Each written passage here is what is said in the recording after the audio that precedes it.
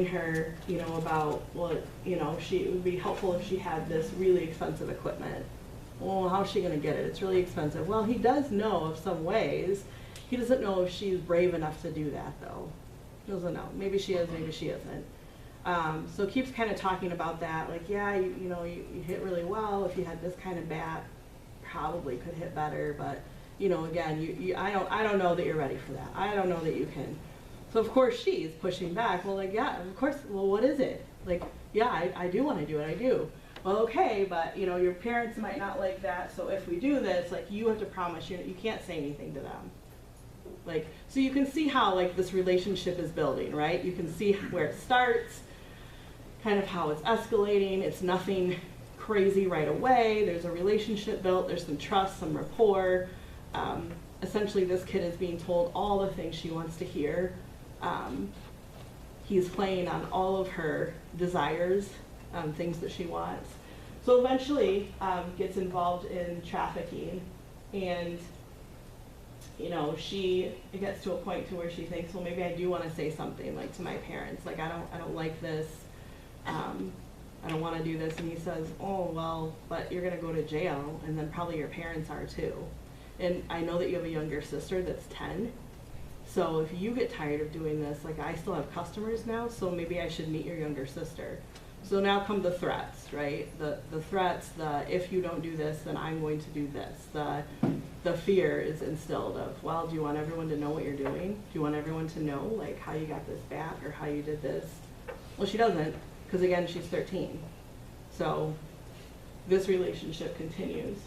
So in all of this, you can see how this relationship happens, how trafficking gets integrated into part of this, how the trafficker, kind of what they use in terms of motives and how they get the buy-in and all of that kind of stuff to make this happen. It's not at all like what we hear about what happens internationally. No one's rolling down the window, trying to kidnap someone, throwing them in a van, and taking them to somewhere. Now, I will say there are weird news stories like that, and I've read those. So I'm not going to say it never happens, that there are not some people that do that stuff. When I'm talking about trafficking, the reality is the majority of it doesn't happen that way. It happens through relationship, because there's no need for them to roll up in a van and kidnap someone. They can simply talk someone right into doing what they want. There's no need to cause further panic or to create any attention to them. They just have to create a relationship. It took this guy 2 months. I can tell you, with some of the kids that I know and have worked with, it'd take him a lot less to build a relationship, to say what needed to be said, especially if they start communicating online first, and the kid is already divulging all of this information about things that are wrong, and if only mom and dad would understand, and you know, why does dad not let her do things? Why does mom do this? You know, no one understands her. Her friends suck. Her family suck. Everything sucks. In comes a rescuer who thinks everything she thinks, ironically. You're right. All of this is what you say it is.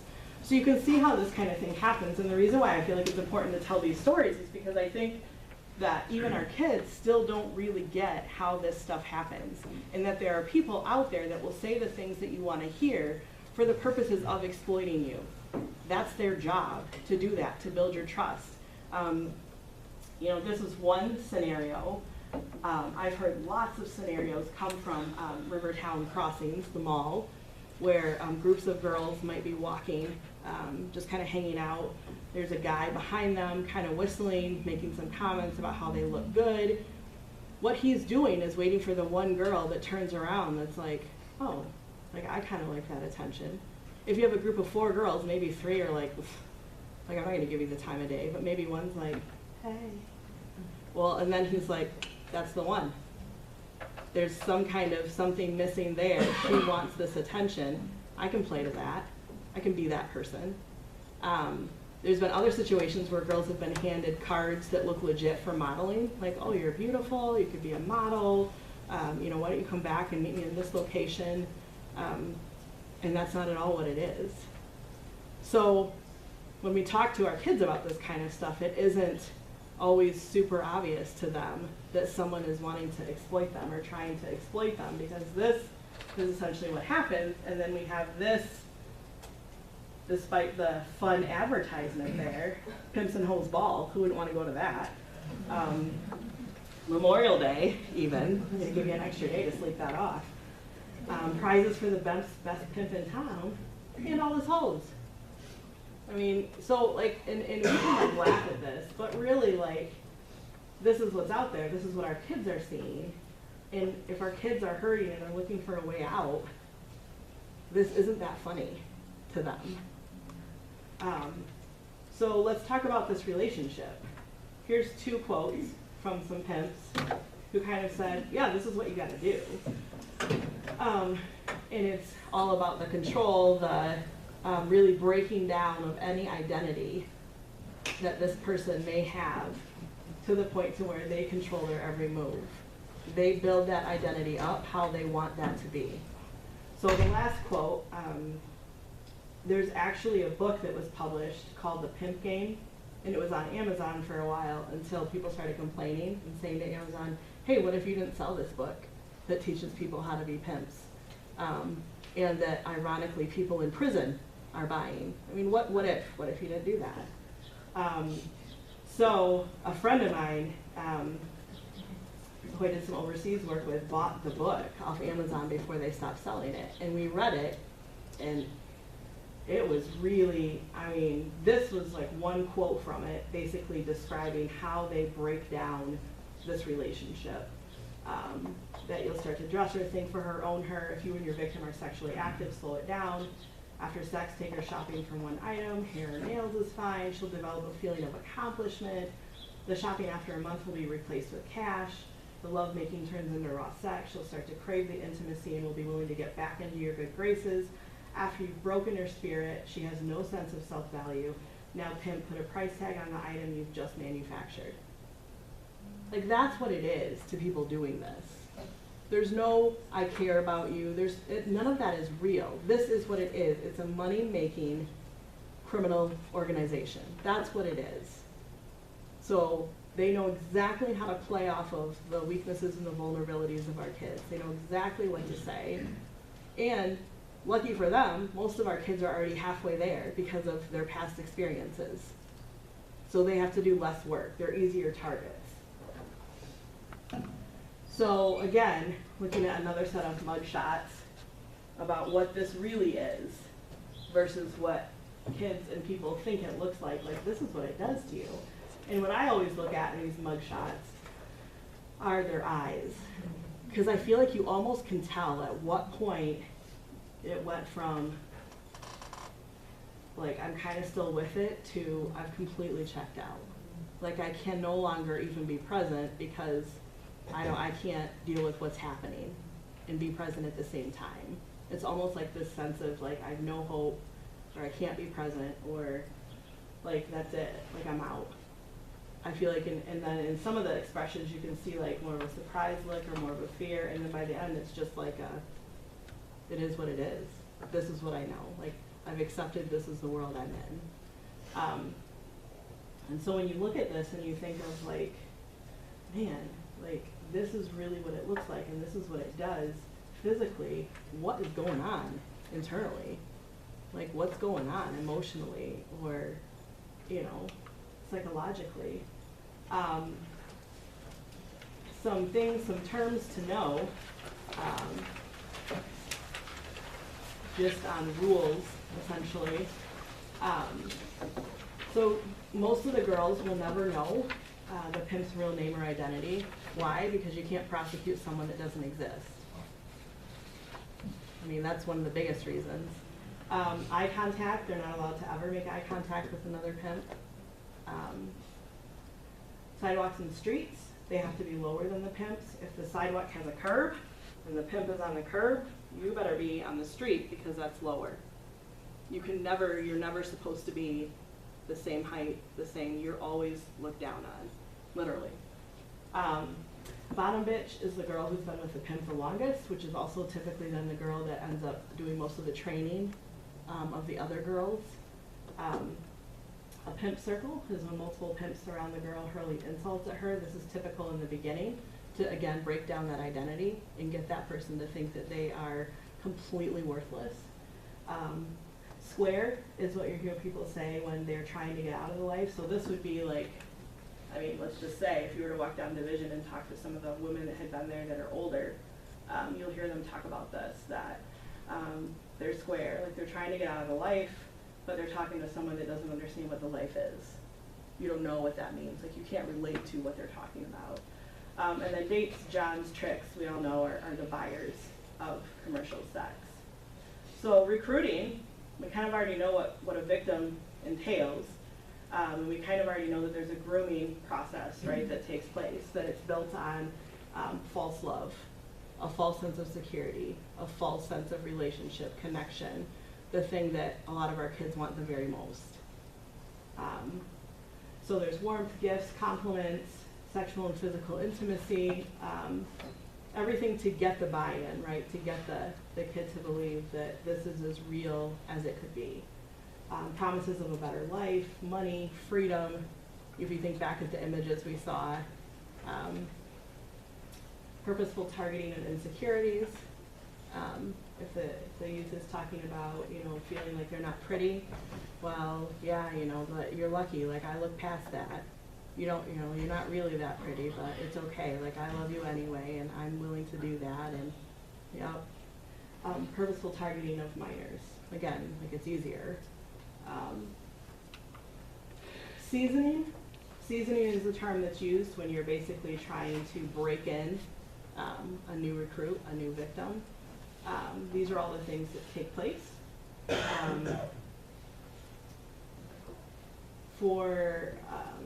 For our area, there has been an increase a little bit in gangs getting involved in trafficking of people as opposed to just guns in some situations, because the money brings in more money. And if you're going to traffic drugs or people, well, drugs is harder to do without getting caught, carries a much heavier sentence. People, you can just replace someone. That doesn't cost you anything. It's essentially free. So really, the money that you make is really going right in your pocket. Lots of emotional abuse, lots of anything that you could think of to essentially erase their current identity. Renaming, they could be named a number or anything random, an object name, to really get the dehumanization of that process. Watching porn, kind of that sex ed piece of it for them, like here's what you need to learn, here's going to be your new role, this is how you need to act, this is how you need to think, this is how you need to dress.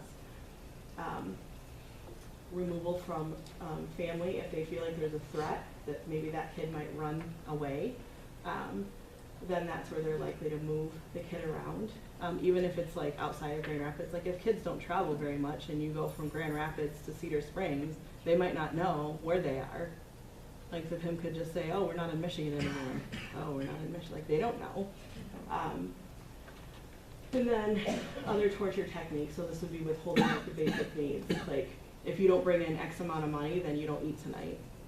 Hope you make it.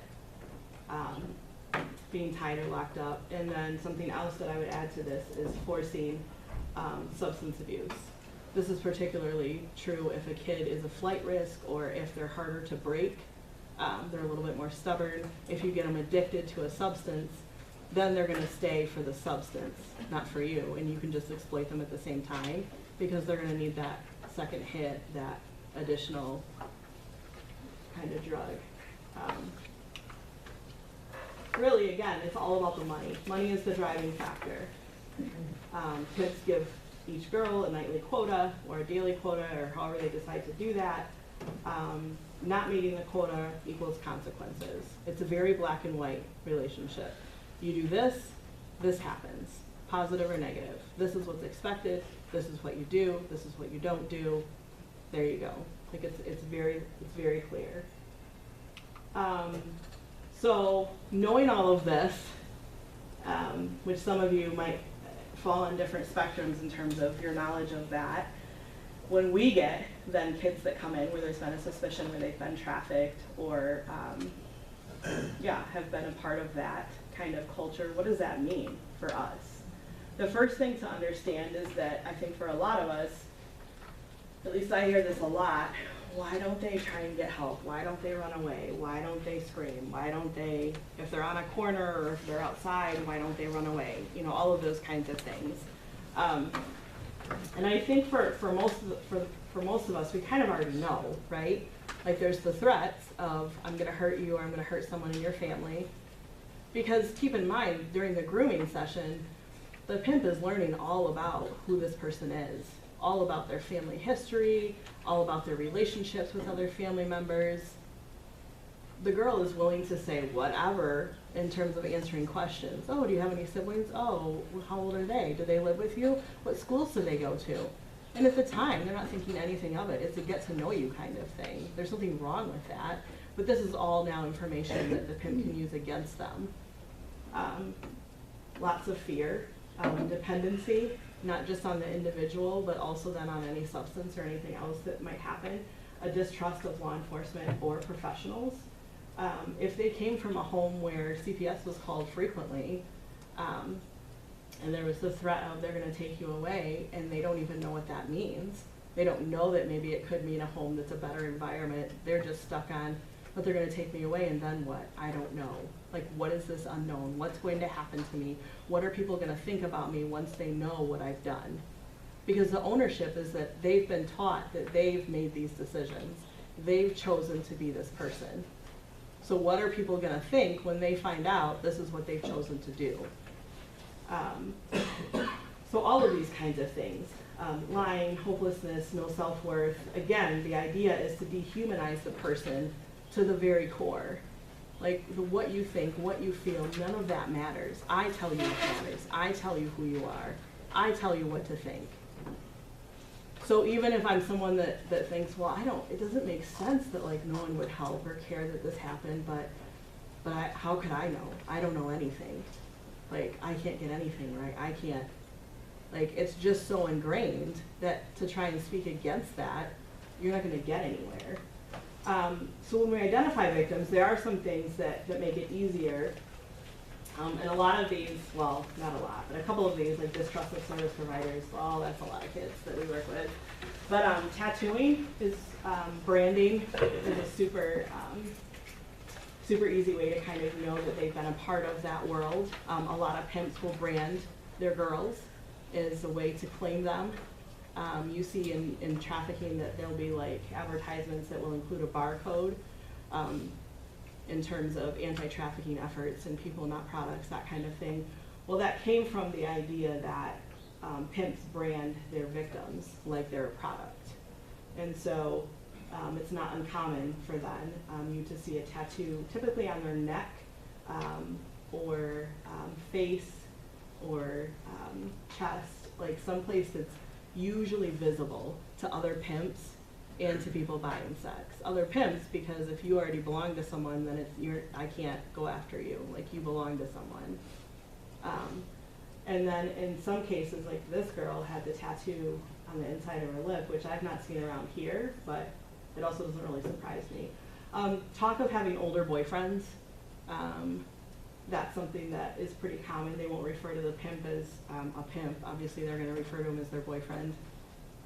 Well, how old was this person? Well, 23, and they took me here and took me there. Like, just for fun? Because he really just liked, 16-year-olds. That's his thing. Like, there's something going on there. Highly sexual. I know that this is, again, another area that a lot of our kids could fall into this category. But a lot of that is going to come from what they're using their sexual behaviors for. Is it a form of aggression? Is it to get attention because that's how they've been taught? Their value is if they're sexual, then people like them. So in order to fit or to belong, they're trying to act sexual to get people to then like them because that's the world they come from. Kind of the motive behind their sexual behaviors is really what you want to know. And then here's some more branding. So this guy, his name was God. So then all of his girls had gods, and then he would name them. Diva, Golden One, Secret, all different kinds of names. So that's part of what you could see. So I always want to ask, about tattoos. If you see them, just, hey, what's that mean? What's that about? See what answer you get, and see if you get that same answer twice. If they change.